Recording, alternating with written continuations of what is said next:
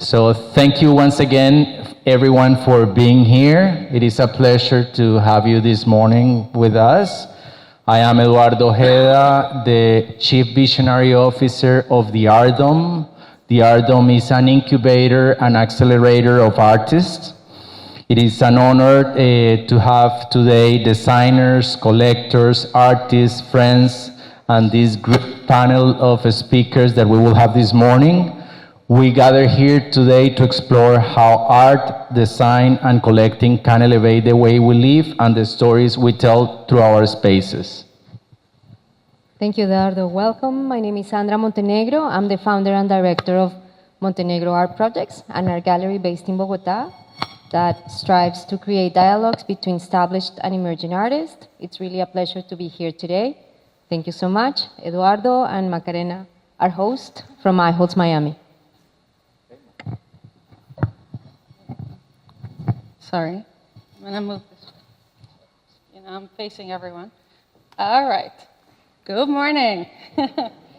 For those that do not know me, my name is Macarena. I am the Eichholtz Showroom manager and an expert in design and art partnerships. We thank you all for coming. We do have a collaborative collection with the Met Museum of New York that is here to the left. And then we decided to create the Collector's House. The Collector's House is a collaborative exhibition concept that transforms the Eichholtz showroom into the imagined home of an art collector, where furniture, fine art, and design live in harmony. It's a gallery, it's not a stage set. It is a curated experience designed to show how art isn't just placed in a space, it defines the space. This collaboration is thanks to the support of MAP and the ARDOM that put together this wonderful project that we opened for the Miami Art Basel this past 2024. We're thankful to be able to share this with you today. So let's start the first of many of these events. Thank you all for coming, sorry, and let's start. Woo. Sorry. Okay, thank you. Thank you, Macarena. Oh, thank you, Macarena. Now I take a moment to introduce our panelists. We're having some technical issues and It's okay. a group of remarkable voices at intersection of art, design, and collecting. First, Dr. Thelma Lazo-Flores. She's the Dean of Interior Design at Instituto Marangoni, Miami, with nearly 30 years of global academic and professional experience. Holding a PhD in design science from Chiba University in Japan, she led innovation in design education across Asia, the US, and beyond. Her research focuses on sustainability, spatial design, and cultural dynamics of design thinking. Dr. Lazo-Flores is leader in shaping the next generation of designers through interdisciplinary learning and deep commitment to excellence. We also Thank you. Thank you. And we also have Felipe Grimberg. He's joining us in the beautiful pink shirt. Felipe is a world-renowned art dealer known for placing more Botero's artworks than anyone globally. With over 37 years in the art world, he has brokered high-value sales for private collectors and institutions alike. His deep expertise in Latin American art and his discreet relationship-driven approach have made him a trusted advisor to elite clients worldwide. Felipe's vision bridges classic and contemporary, always elevating the value of art in both cultural and investment terms. Thank you, Felipe, for joining us. And we have here Kenneth Crawford, is the founder of Kenneth Crawford Interiors and the current president for ASID, American Society of Interior Designers, Florida South Chapter. With over 36 years of experience, Kenneth brings a refined design sensibility and a strong commitment to collaboration across creative disciplines. An award-winning designer and dedicated mentor, he worked tirelessly to strengthen the interior design industry by building partnerships, supporting students, and fostering innovation. Kenneth believes great design emerges from trust, vision, and the ability to translate clients' dreams into elegant and functional spaces. Let's give them a round of a warm applause.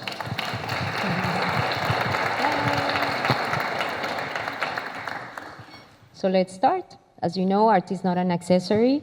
It's identity, emotion, and investment. When integrated thoughtfully, it transforms environments into experiences. Today, we'll explore how art shifts interior design, the role of collaboration between creators, how Miami is redefining luxury through art-integrated living. Eduardo. Thank you, Sandra. Let's dive into the first segment, the power of art in design, and we begin with a true icon, Fernando Botero. Fernando Botero, monumental, magnetic, and central to many collections. Here at the Eichholtz, you can see some of his beautiful pieces in that wall, and we also have a sculpture at the entrance. So the first question is to Felipe. Felipe, what makes Botero work so collectible, and how does it transform a space? What drives its value? Give us examples. Good morning, everybody. Thank you for being here. Thank you for my co-host here at the event. And Botero became an artist without knowing that he was going to be an artist, because he wanted to be a bullfighter. That was the beginning of his life. But when he encountered the first little cow in front of him, he says, "This is not for me." So I guess I learned a lot from him during the life that I was able to be around him. This is about 30 years of my life. And he taught me a lot, and definitely what people like in his work is the volume, what makes him unique in the world. When people think about art, they like slim figures, beauty, but for him, beauty is volume, is volumetric. And he said that he discovered this in the late 50s while in Mexico. He was painting a mandolin, like a guitar. And when he was going to the center circle, instead of doing it at the size of the guitar, he did it very small, so the mandolin expanded. And that's when he saw that by doing this little event that took place by miracle of just doing the little circle, everything expanded. So this is when he began living the experience of what the people know about Boterismo. Actually, I said the day I launched the book with him as a guest 10 years ago, that I graduated that day in Boteriología. This is amazing, Felipe. So thank you so much. Now, Kenneth, after Felipe mentions the volume, when you're working with a piece that both is large and iconic, how do you approach the design around a volumetric piece like this? Thank you. Normally what I do when I have a client who is actually a collector of art like Botero, it's literally an iconic piece, and it needs to stand by itself. It can't have any kind of interference around it because the beauty of it is the sculpture. So when my clients have collections like this, the first thing I do, I don't really care about the space plan, no offense. But normally what I do is I really focus on the artwork, because to me, the artwork is what makes the interior. So I literally go through the space plan first, and I see keynote walls. And if there's a space, I could put a beautiful sculpture like that and put a pin light on it, so it's becoming more dramatic, and it really specializes a sculpture piece like that. It's all about the drama, and I want people to go to the sculpture, look at the sculpture, embrace the sculpture. And that's what most of my clients love, is the fact that I A lot of designers don't really focus on the art, but the clients I've had in the past love the fact that I do because that art is so important to them. And it's the first thing that I focus on when I design. This is wonderful because also it leads me to the third question to Thelma, if I may call you Thelma. That perspective is how your students are approaching monumental works like Botero and other artists in their projects today. Thank you for that question. Is it on? Is my... Yeah, design education is very amazing in Miami because it can actually bring in a good confluence of art, architecture, fashion, maybe jewelry design and so forth, like luxury housing. And so with all these projects that actually embrace residential and commercial design, there is always room for amazing monumental art because you wanted also to, I would say, bring the authenticity of that structure, of that building envelope. And how do we introduce that to our students? Like at Istituto Marangoni, for some of you who don't know where Istituto Marangoni, Miami, it's just across the street. Right there. Right there, right. That's what they call the poster building by the American Institute of Architects, and it has won like 4 awards. Now, because of that monumental poster building, we bring art to our students in the context of the basic principles of art and design. How do you actually look at scale, proportion? How do you look at all these symmetry?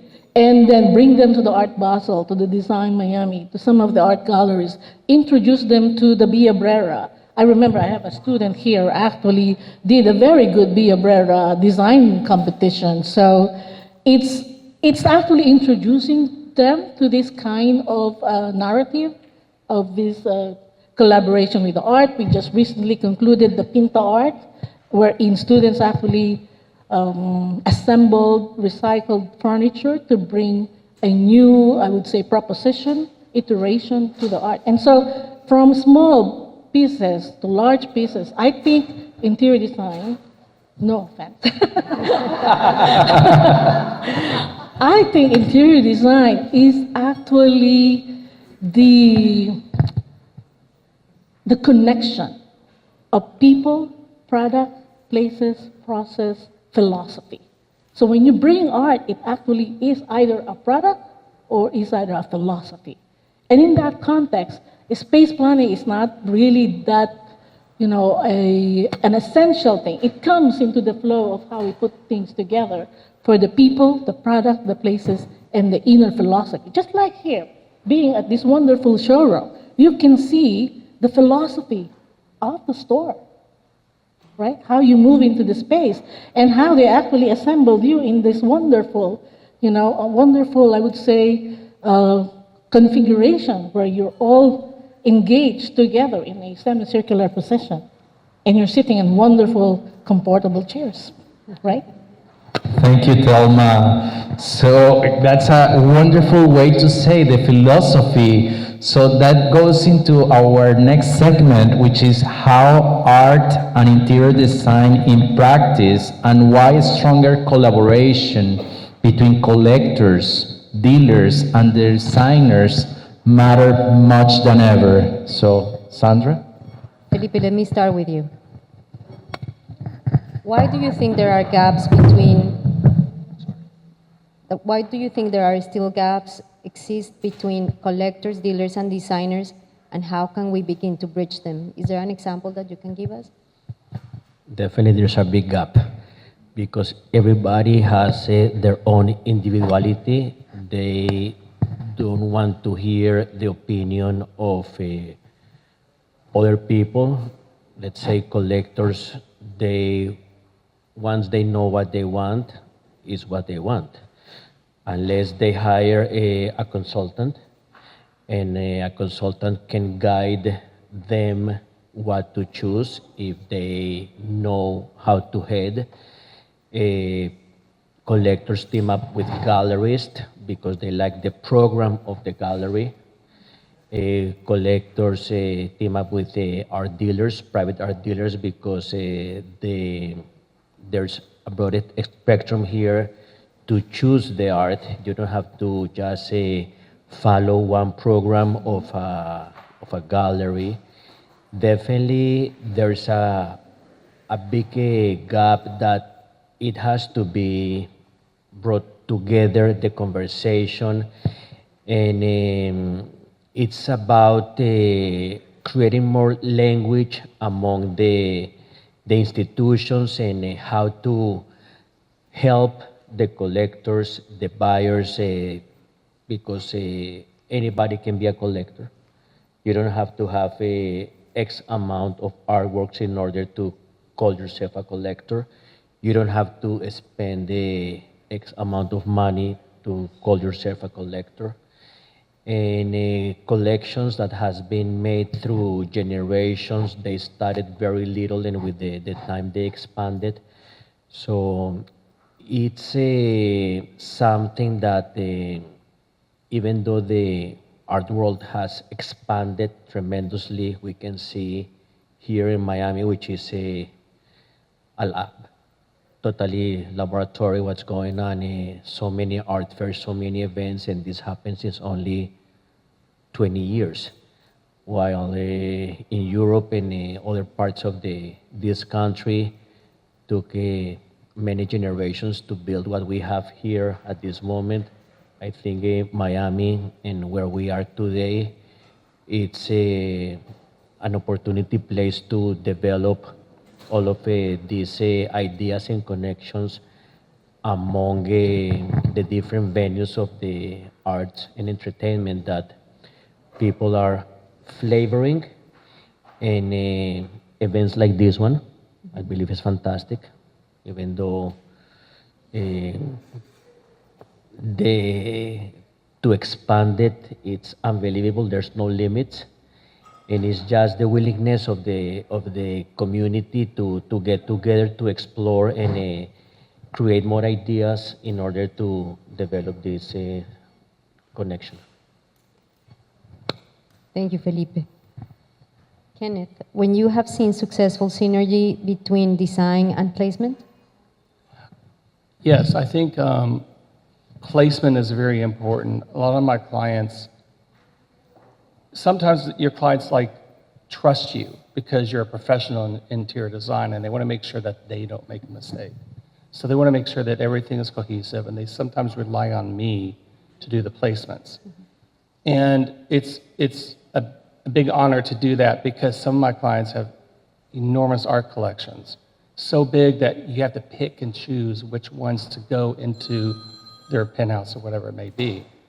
And then you have the whole drama of them, having a penthouse, and you have a crane with a huge piece of $5 million art, and the wind gust comes that's spinning around, and you're trying to get into the condo. But you got to make sure it's placed right, because to them it's almost like their children. They invested so much into it and they appreciate it. So it's my job and my responsibility is to take that and make sure it's cohesive within the interior design space, whatever design that may be, and make sure it flows naturally. Because they do have a lot of parties that come in, and it's great to stand there and just see people go from one piece to another and enjoy it within the space. So it has to have a harmonious kind of feel between the design and the art itself. Okay, thank you. And lastly, Thelma, how is education evolving to close that gap from the start? Education has a huge responsibility right now. I've been in the industry of education long before Photoshop was offered. That's a long time, right? So don't ask me how many moons that was ago. But you can see it's like education has to evolve over time, has to actually embrace all the new sensitivities, all the new software, so like when we say, design education must bring arts and the other disciplines together in a way that we actually transition from, let's say, the knowledge-based economy in the 1990s. Then we moved into, global economy, and then we looked at now wellness-based economy, right, in the new decade. So all of this need to actually evolve and make design education strongly sensitive to the aura of the times, to the issues. And so we actually put this and see how we can branch out to some of the existing paradigms and new paradigms, new models. I think last December, I hosted a talk on art plus interior design in the context of art acquisition. And it was actually attended by young designers. How to educate them? How do we actually let them understand, and how can actually put it? It's like art placement. You can actually look at the architectural elements in the space. Are you going to have like a diptych, a triptych? Are you going to put in a 6x8? Are you going to be able to put that in the elevator? Because there are those little things that sometimes young designers forget, that it won't even pass through that elevator. I had like a show of the best of Italian design, and putting in all these magnanimous pieces, we can't even put in the service elevator. So education has to actually look at all the elements, like understanding the art. What are the different types of art that you have in front of you? You have graphite, you have oil, right? You have acrylic, you have all these new non-traditional elements, so you educate them from the start. And then also you introduce them to artists who are emerging, who are established, to be able to understand what is actually in the marketplace, introduce them to established interior design envelopes, and tell them, like, look at the art. How is the art contributing to the wellness? How is the art embracing the diversity of cultures? How is the art bringing in trust in the institution? How is the art bringing in an intimacy to the people and the other community of users in the space? So art is so much that we need to embrace it, and we need to bring it to design education, architectural education, to, let's say, the other disciplines, even to fashion design. And I think with that context, we all celebrate. We all feel that this is a good way of actually bringing an experiential and sensorial experience in the space. So that's how I view education. It has to be not just text. It has to be context, concept. It has to be communication. It has to be the overall concept of bringing in a new synergy to the people. Thank you, Thelma. Well, it is clear that bridging these gaps starts with both mindset and education. And now, to take us into our final segment of today's conversation on the role of Miami evolving as a global design and collecting place. I'll hand it back to you, Eduardo. Thank you. Okay, our final segment is Miami as a global hub. This week during a press interview, I was asked about something I said recently, that Miami is the new Hong Kong of the Americas. I smiled and I said, that's the world's eyes are here. Like Hong Kong once bridged east and west, Miami now connects north and south, becoming the heartbeat of the new global lifestyle. So Miami is no longer emerging. As Felipe said before, it's been in the last 20 years this creation of Miami, a global hub, and few understand the dynamics of the global creative hubs better than Dr. Lazo, with her experience across the US, Singapore, Japan, and the Philippines. You have seen how cities, design, culture, and education. Please tell us how Istituto Marangoni is preparing students for the opportunities that Miami now offers as a rising global capital of design and innovation. That's your question. Yeah, that's my question. Well, let me get the gist of that question. It's very interesting. You know, Istituto Marangoni Miami has been around for a long time. It was coming from fashion, and it brought its energy into interior design, product design, lighting design. So it's only here in Miami that we have interior design for the last 2 years. But you can see how we actually have evolved over that short period of time. We are no longer the newest kid on the block. We are in the hub. So as I see it, Miami, if you look back, now I'm going to go back to moonlight years ago. Miami and Singapore are almost at the same, growth period in the 1980s. And they were like, we're in probably, we can say, not the big C's, right? There's probably the cocaine and all that, right? But both countries or both cities actually created Miami and Singapore as the Renaissance city, where you can bring good architecture, good interior design, good art projects, the synergy of all the amazing schools. In Singapore at that time was the LaSalle College of the Arts and the NAFA, which is the Nanyang Academy of Fine Arts, both big schools in the arts and design. And I think Instituto's contribution will be to emulate some of the established design schools and bring in a new way of thinking, a new way of seeing, a new way of innovation that actually brings what could be affordable, like meaning, I borrowed this from IKEA. It's like IKEA's mission is like good design made affordable, right? And so when you talk of Marangoni, that's luxury design. It's just changing hardware to gems, right? It's a different. But then you look at the semantics. It's actually the same principle. You make it accessible to the people who are going to embrace this new adventure and maybe journey of design. So what do we do differently at Marangoni, and how do we bring them, to the global standards? Technically, my faculty at the Institute, representing 20 different countries from Asia to Italy. So that's a confluence of different ways of thinking, different ways of saying. And students are going to be awed, like, oh, I wanted to learn from this faculty. I wanted to see how he or she perceives design. Then the other thing is like, we are not scared to bring collaborations. We are fearless in all types of collaboration. So that's something, because I know some of the land grant universities, I'm not going to mention names because there's 3 of them in the city, right? And they sometimes have very structured, no, I'm not going to do that project. We have to have like memorandum of understanding, memorandum of agreements. If you are fearless to actually bring new collaboration, bring it on. Like, let's do the plan, let's execute the timeline, let's make it happen, and then we bring it to the people, change the mindset, and then make new movers and shakers in the student, level of energy.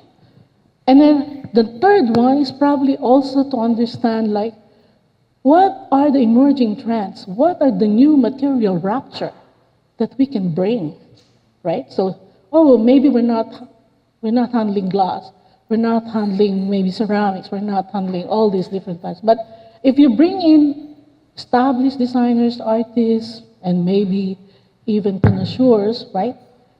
If you bring them all together in one platform, students will learn to understand and embrace the little, I would say, trajectories, right? The multiple trajectories of why art is important, why the industry needs to be embraced, why education needs to actually push the dynamics of all the synergies.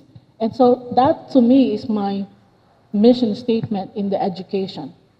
You bring all the triadic confluence of the student, the faculty, the industry, and then also maybe the government, like maybe this is not the time for good government discussion. It will be still good because you see them how they invest back into the education. So in short, right, Instituto Marangoni Miami is a hub for new creativity, new innovation, new way of thinking, new way of breaking new ground, new way of producing new movers and shakers in Miami. Thank you. Thank you, Thelma. That's very enriching because this is what has made Miami a global hub. The movers and shakers, the new philosophies, the collaborations. And right now we're picking up the global pulse like the new Hong Kong of the Americas, so that brings me to Kenneth.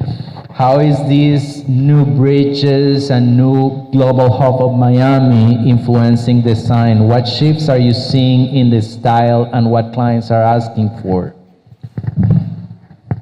Well, I moved here about 28 years ago when South Beach was completely boarded up. Downtown Miami, you feared for your life. And being here so long, I saw this evolution going on down in Miami. And some people hated it. I happened to love it because it was a rebirth of this beautiful city. And it's still going and going and going. And there's so many cultures here. There's so many different people here. And with design, especially with my client, I have American clients, I have Latin clients, and it's great because then you get to expand into Miami because there's so many wonderful galleries here that you can find new art for your clients. And some of my clients love to come down here to look for things, especially furniture like in the showroom. So the evolution of culture down here is so important to continue because it makes us designers say, wow, I can do this, I can use this. And I had a student career day with Thelma's school and a couple others, and I said, look, design is all about creativity. And if you come down here and you see a building and you see how it's shaped, that can influence how you do the interior of a condo or a house. There's so much design around us that we walk by every single day and not think about it. I love to tell this story because people laugh about it, but I had a client up in Fort Lauderdale. And I don't know if y'all know what Denny's restaurants are. It's horrible food. It's like, We know. So it's like, but they had this architecture to it where it flared out and came back. And I took that concept and designed this kitchen around that element. So the counters came out at an angle, the countertops went another angle, and they freaking loved it because it was so different. But that's, like you said, the culture and the change and everything, it's so important because it keeps my mind doing this. Because I come down here all the time and I take so many pictures of things that can influence me with my design. And that's so key. When you talk to people, like we were talking today about the two pieces right around the corner here, these are amazing. And the first thing I thought was like, oh, these would be amazing like in a hotel lobby, like huge ones, small ones, It's like just little things like that can like make your mind turn for a designer. So when I hear designers say, oh, I don't want to go to Miami, and I'm like, why? It's really not, you're not really doing justice to your client. If you're sticking in, let's say Palm Beach, they have their own genre design up there, but that's changing too. You have to get out of your element. It's like, I'm the president of ASID, and I've been very fortunate because I go from Vero Beach to Key West to Naples to Fort Myers. But I get to see the culture and the changes of all these wonderful cities and how they're evolving. And that's what's so important for design, because if you become stagnant, who's going to hire you? If you come up with the same boring look, who's going to hire you? People want you to be creative. They want you to have beautiful homes. And it's so, so important. And when I see students, I see what they do, and I'm like, oh my God, I love that idea. I can use that for my design. So even students can teach designers something too, and vice versa. So the culture is so important. I love Latin American countries. I love the passion that you guys have. And I love the art that you have because a lot of it is very natural and it's just organic, which I just happen to love. I hate stale pieces of art and things like that. So when I have a client who has it, I try to do something with lighting to make it sparkle because art is so important to my interiors themselves. So culture is important. And if you're an interior designer here, you've got to get out of Miami and go to other cities and see what they have. Because the culture, the architecture, everything always improves your creative mind. Thank you, Kenneth. This shows how the evolution of design clearly reflects the energy of the city. And now I'll pass it to Sandra to explore what it means from a collector's perspective. Thank you. Felipe, I'd like to ask you, what are collectors here seeking and what makes art a solid investment today, especially for developers and designers? Can you get the question, please? I actually have two questions for you. I've noticed many moons ago when the Four Seasons in Brickell opened, one of the iconic things that they had is that they had these two large Botero sculptures at the entrance of the building. And to me, it was a breakthrough as far as what Botero became and what he symbolized. So on that note, and this is a little bit going off track, I'm just really curious to know what did the maestro feel about, he became an icon for the city. We also had there was a big show at the Fairchild Botanical Garden with his sculptures. So I was always curious to ask you, since I've known you for so long, how did he feel about it? I mean, he became almost like a trend-setting in the sense of having large sculptures as part of buildings. The idea of placing Botero sculptures in the city was used by a developer here in Miami. And every building that he created, he placed a sculpture outside. Once the building was sold, he took the sculpture away and keep moving them among his properties. He's a big collector, very big collector, very supportive of the arts. And this is a trend that he created.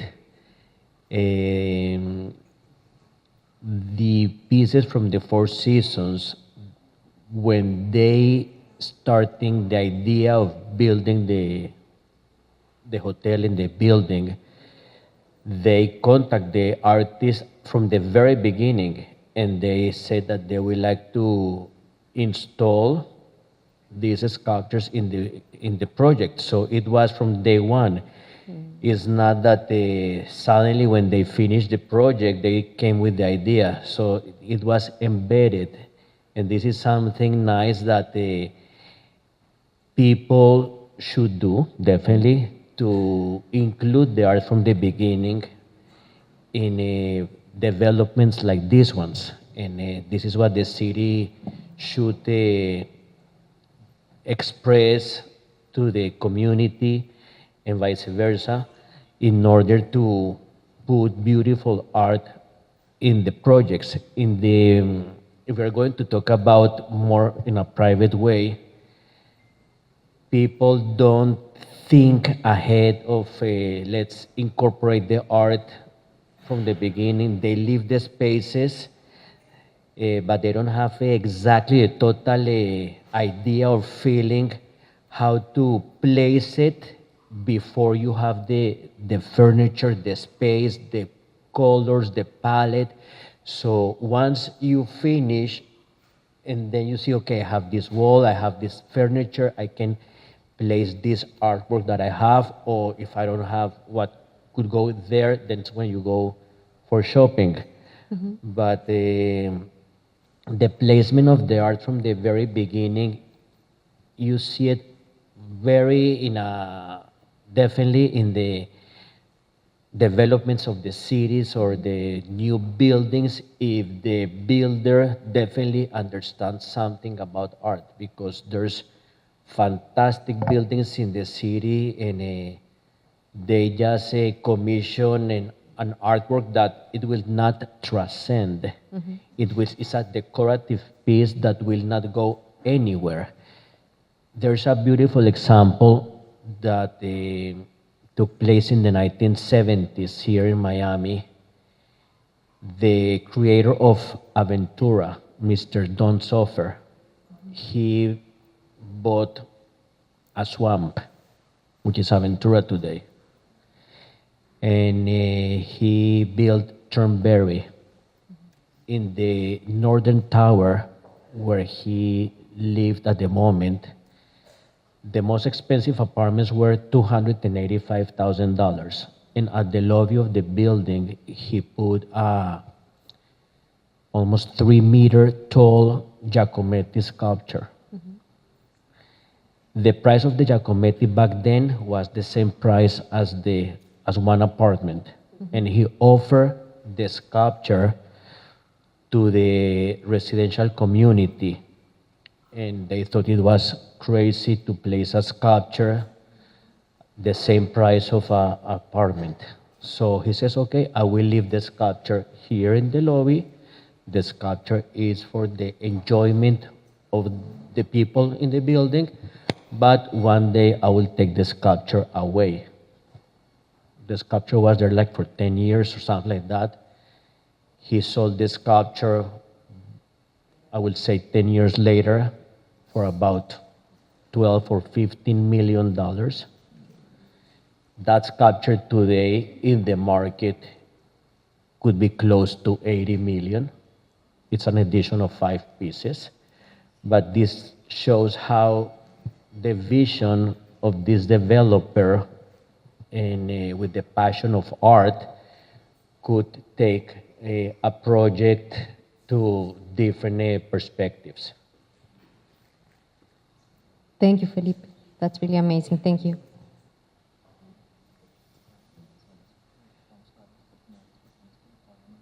Okay. Now we would like to pass it into you. So it's not only us. I would like to know if anyone has questions to ask to this panel. Any questions?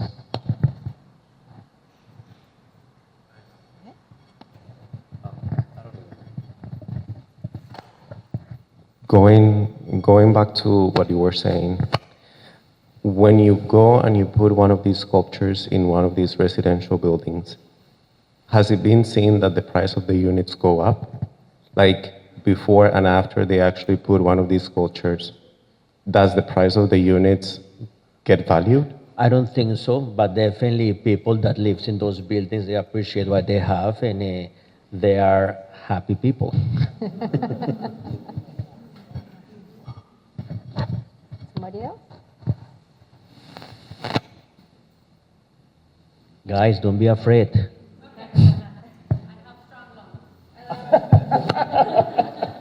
Felipe, we have so many people interested in the Botero pieces in the gallery. I think we all want to know what factors are driving the Botero prices up and why is now the right time to invest in this work. Botero was an artist that grew up his prices very steadily. He did not jump from, let's say, 10,000 to 100,000. He went from 10 to 15 to 17 to 19 to 21 and it grew. And this is an example of an artist that has a very rooted career. And it's not only Botero, it's the artists that definitely they work passionately and knowing that the art that they are creating hopefully one day will have value. And this is not, it's different today in the career of Botero and many like him. It's the passion and then the driving force behind them to establish the prices. And on his 70-year career, the prices, let's say, the first drawing that I sold 38 years ago was for $12,000. Today, a drawing like that one, it's about $100,000. So it goes by generation, and I think every time is a good time to buy art. It's not now, it was not yesterday, it's not tomorrow. For instance, I'm going to say an example that in the 1980s and 90s, I spent a lot of time in New York. I was going there for almost every month, 2, 3 days, 4 days, and go back to Colombia, where I lived. And back then, New York for me was the top of the world. Today, I am in a different stage of my life, and I don't have the same desire to be in New York. But I saw my nephew, who is 28, just moved to New York, and he is as passionate as living in New York as I was back then. So investing in art is when you feel that it's the right moment, or buying art as pleasure. Doesn't have to be always an investment, because not every artwork there's to be an investment piece. You have to be lucky that you bought something that it's good today and it will sustain the value tomorrow. But and we don't know if we are buying a new artist, new careers, or beginners, or somebody that has a medium career. Definitely you can see this trend in established artists that you can follow, and you can see what happened 10 years ago, 20, where are they today, and hopefully to see where are they going to head tomorrow. Thank you. Anybody else?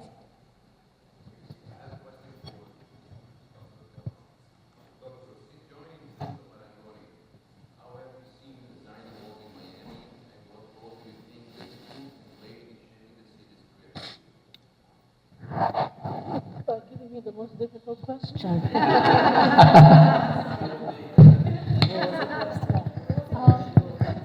What is the role of Instituto Marangoni Miami in shaping the future of design in the city? I think it has a big responsibility. Technically, interior design has been around for 2 years, and then if we look at how do we position ourselves into short-term goals, long-term goals, and then eventually what is the core of our mission statement. And I think it always, what is unique with Instituto Marangoni Miami in comparison to the other schools in the city is that we embrace the heritage of Italy and the consumerism in the United States. Right? It actually brings like the heritage, and then we also bring in the singularity of the Italian culture, right, with what they do and how their craftsmanship, and then you bring that to the plurality of the cultural diversity in the city with all the Europeans, the Asians, the Latin Americans in the city. So there you go. It's like a plus factor. We put them together, it creates a new synergy, and I think the Istituto Marangoni is trying to capitalize on that because we are able to actually see what is the current sensibilities, current nature, what are the needs and wants and desires and aspirations of the new emerging designers. Because sometimes when you look at them, they're coming from diverse cultures. They wanted to be residential design. They wanted to be in commercial design. They wanted to be hospitality design. They wanted to be in institutional design. So we try to bring them all of these strong, I would say, skill sets and proficiencies, creativity, and maybe design thought process, so they are ready for whatever comes to them.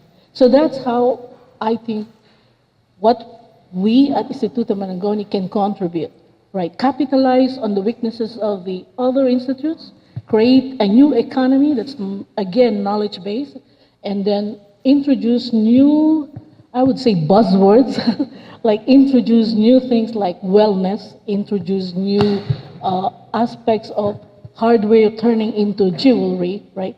Like, how many of you know restoration hardware? You know, right? So that's just like if you go to Habitat for Humanity, right? You'll probably see that hardware at Habitat Humanity in a different plate. But then you go to restoration hardware, it's different. It's oxidized, it's metallized, right? It's actually bringing in a new, I would say, vibe, right? And so I think new design education to evolve must understand what's current, what's trending. And you should not also be afraid to break new ground, as I mentioned, like introduce new things, even if the other schools will probably not follow, even if you're going to be alone. It's like a fearless trajectory to what can we do differently. And I always ask that to the students, like, okay, in this design work, what is the take? What is the narrative? What is the storytelling here? What is so unique? And what is so exceptional that this deserves a good grade? And if the students cannot rationalize and strongly make a proposition and convince me, or the other faculty, then it's probably not a good design because they didn't strongly believe in what they did themselves. So, I don't know, you had a difficult question, so I said, I'm not sure if I really answered.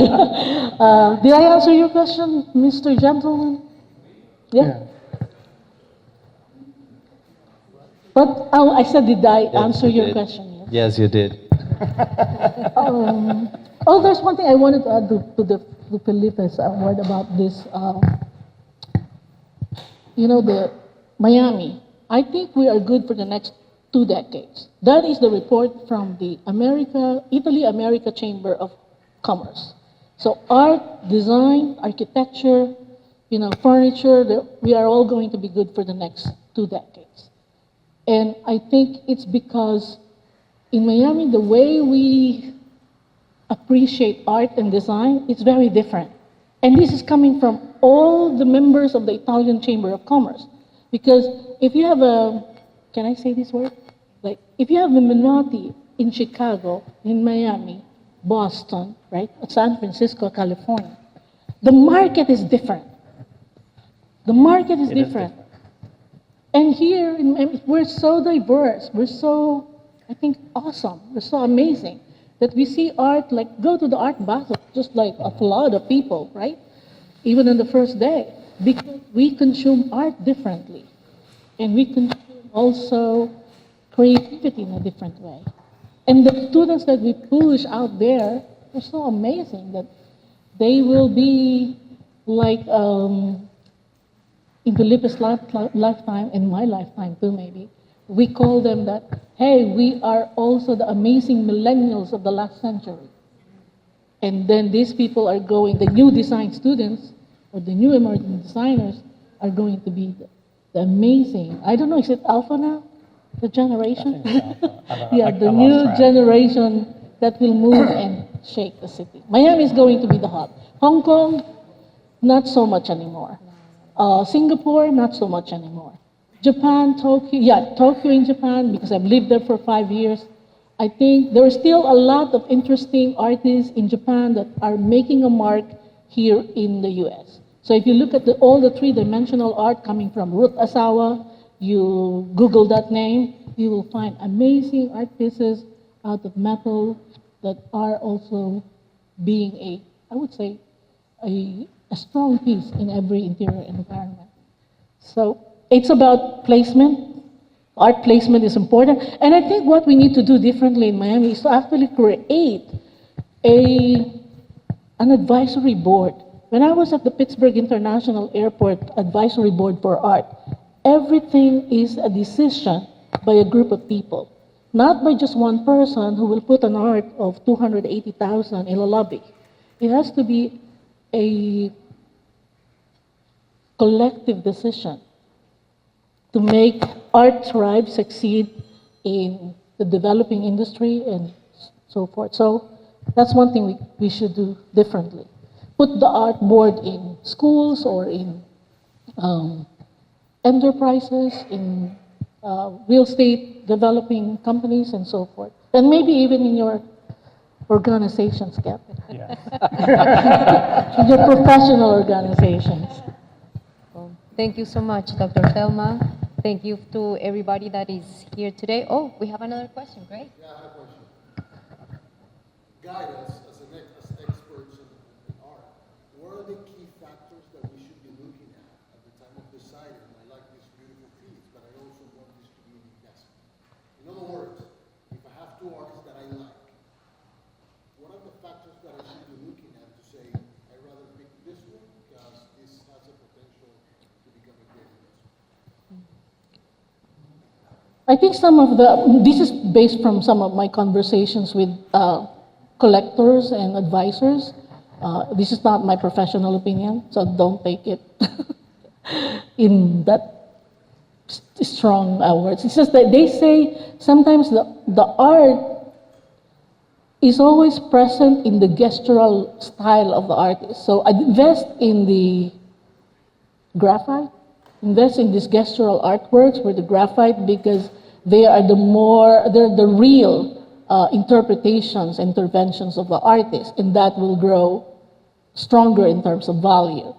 And then the other art, like when we compare to acrylic or oil, they are more like layers. It can be, it's like a series of corrections.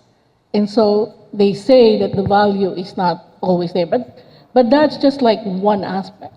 And I had this conversation with Patricia Snow in one of the Soho Beach House talks, and I think she said like there was a time frame in her practice, she wasn't even selling art for $50.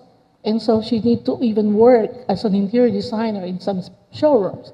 But over time, with the collection of her work, bringing to museums, exposing to art fairs, and also showing to installation art, it actually grew in dimension because people are now starting to know her, put value in the art. So I think it's just like constant following, understanding the trend, and then maybe begin school acquisitions, because you never know. I have one student, and this is a true story, from the Miami International University.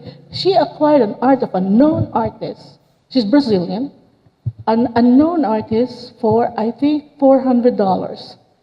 And then when the artist, I think, had like an illness, and there was very short inventory of the art that was produced. When people were looking and investors were looking for this art, that art piece sold for $1 million. That's a true story. Yeah. Acquire the art, right? But we have to have a sense of like, I think it's a sense of looking. First, satisfy yourself. What is your connection to the art? Second, make sure that when you place it in a space, it's going to attract conversation from the people who visit your house or your home, right? Then thirdly, it actually makes like, it's like people cannot ignore it. You see that, oh, people are always commenting on this and asking about the artist. And then when you say that you have a collection of this particular artist, people are now thinking, oh, I also have that artist at my home. I have an artwork of that. So I think it grows with time. So I think investing should be a pleasure at first, and then an investment itself, and you have to enjoy it. Because if that's not going to attract a considerable value over time, at least you have that piece of art that you enjoy and pleasurably like own, right? And I have to agree with her because I have one client, he's investing in art, and I'm like, oh, what do you think about this? He goes, I don't care what it looks like, I just invest money in it. So I'm like looking at him like, well, how sad is this that you're spending so much money on art, but you don't appreciate the art? And to me, that's sort of sad. You know, and I said, well, what do you think about this? He's like, I don't. I just paid $10 million for this. That's all I care about. So to me, that's sort of like, why bother? Because art needs to speak to you personally. You know, you shouldn't really think about the monetary aspect of it. A perfect case in point for me is when I first moved here, there was a Russian artist down in Miami Beach with his pieces of art on the sidewalk, selling them for $5 each. I bought one because it looked like a cat, because I'm a cat freak. So I took it, framed it, I changed my design, I put it in my closet, and I found out the other day, I looked it up. His pieces are now in museums in Russia. So you never know when you're going to find something, but I always say, go to your heart, go to what you're passionate about. If you see something and you really, really love it, buy it just because you love it. You like to look at it. And if it happens to be a museum, the artist is in a museum, that's wonderful. But it's like you should always go more for your pleasure, not necessarily the monetary aspect of it. I would like to add that if you're buying for investment, you should buy art that has already established prices, and you know that they're going to either stay at the price level they are or they're going up. If you are looking for the new one, it's very difficult. You have to go with your stomach. So if you go to a gallery, an art fair, and you see something that you like, same price, you go with the one that you feel like you can live with it. There was a story, I believe, took place last year or no more than 2 years ago, Bansky in New York. He placed a stroller car in Fifth Avenue where they sell the books on Fifth Avenue between 59 and 62nd Street. And there was this guy selling the artworks for $5, $10, $15, $20, and it was a real artwork. People could not believe it, that it was the real artist teasing the public, and see what will be the reaction.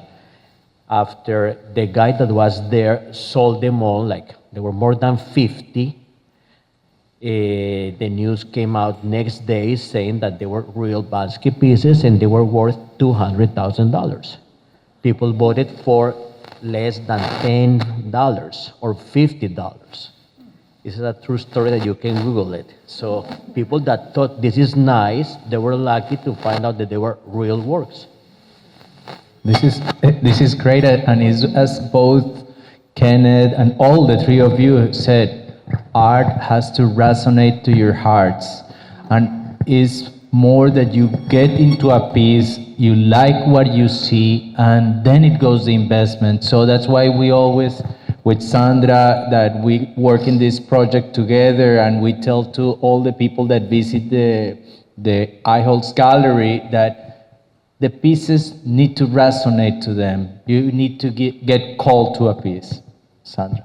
That's right, and especially getting to know the artist and what they are trying to accomplish. It's really beautiful. We have here some really large pieces from a Colombian artist who's also American, Tatiana Rocha, and she's actually the daughter of an anthropologist, and she grew up in, on her holidays. Every time she would be south in the jungle with her father. At the time, they would go on a caravan, and they would have one car with gasoline, to pump gasoline. And it just to hear her talk, and here you have these large pieces like these trees, and basically she loves to make large-scale pieces because she says, I've never been to the Amazon jungle in Colombia, but she says it's like when you go there, it's so breathtaking, and the trees are just, to her, trees have messages, and so all the technique, it's quite complex because it has frottage, she draws, she paints, and everything is very symbolic. Like here, this piece right here is called The River Where We Bathe, and she was telling me that on her trips to the Amazon, she shared a long time with all these indigenous communities, and that's where they bathe. And it was like the plan was to go together as a community and have a bath. And I thought, and that's why the water is gold. So I think art is so inspiring and enriches so much our lives that is why we're here today. That's what puts us together. That's what connected Eduardo and I and Felipe and all of you and the Eichholtz Gallery. So thank you so much for coming today. We have some stands on the corners with the QR codes that have a magazine with all the artworks currently exhibited.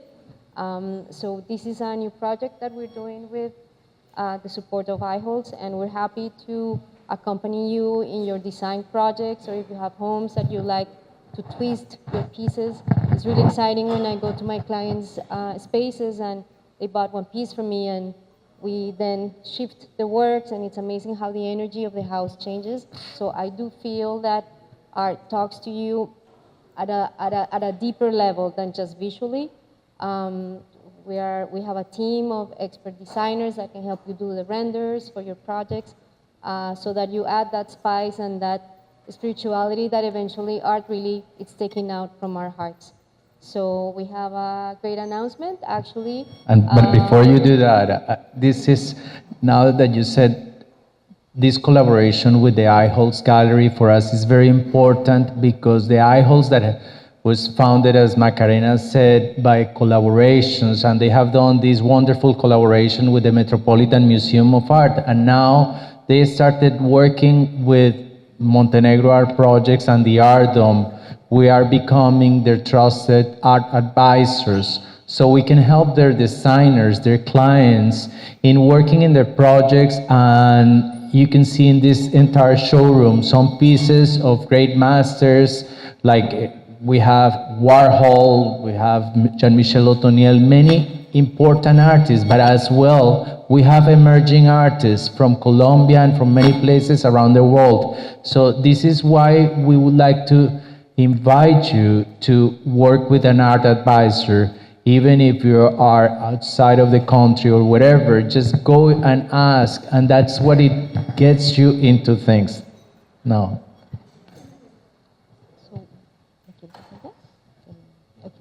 So as a result of this collaboration, Eduardo realized that he has a talent for interviewing people. When he takes the mic, he becomes a new person. And as a result of that, he's making this series of, it's a TV program to be launched by Univision, and it's called Hablando de Arte y Más, talking about art and much more. And we have here a small clip as to what the show is going to be about.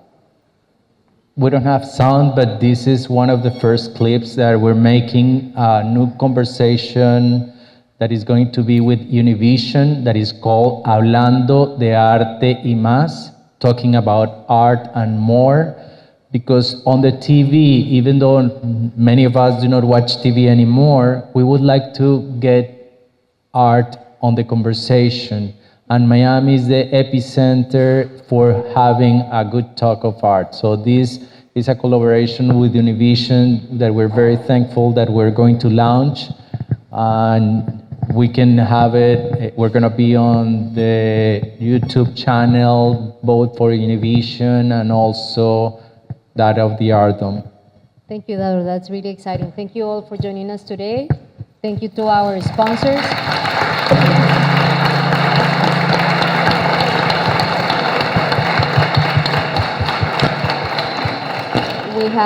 We have some delicious coffee from Café Quindío. From Colombia, Café Quindío from Colombia. Yes, as well as a very interesting organic wine from Kawa Wines, as well as if you need to heat your body a little bit, we have tequila from Lalo we have Tequila. Lalo Tequila. Thank you again. And thank you for the Eichholtz Miami, Instituto Marangoni, Felipe Grimberg Fine Art, and ASID for joining us this morning. Thank you, everyone.